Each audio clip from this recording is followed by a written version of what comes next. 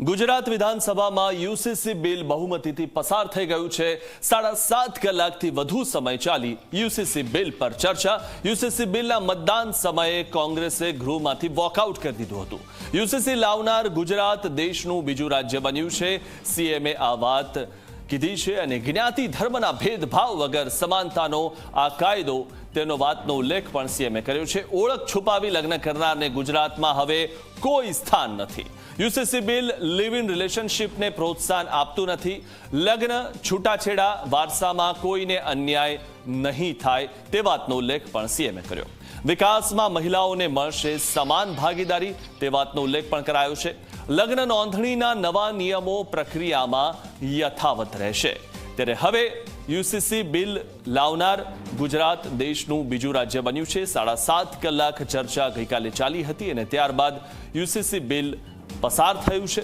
વિકાસમાં મહિલાઓને મળશે સમાન ભાગીદારી તે વાતનો ઉલ્લેખ સીએમએ કર્યો। લગ્ન નોંધણીના નવા નિયમો પ્રક્રિયામાં યથાવત રહેશે।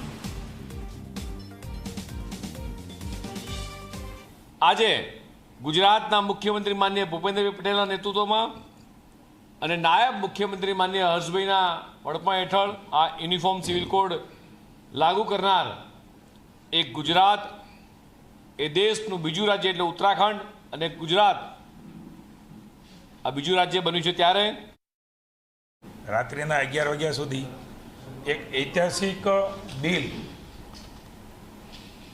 રાજ્યના લાડીલા મુખ્યમંત્રી દાદાના નામથી ઓળખાય છે એવા ભૂપેન્દ્રભાઈ પટેલ યુસીસી સમાન સિવિલ કોડ એ કાયદો લઈને વિધાનસભામાં આવ્યા, રજૂ કર્યું। હું એવું માનું છું કે આ બિલ નથી,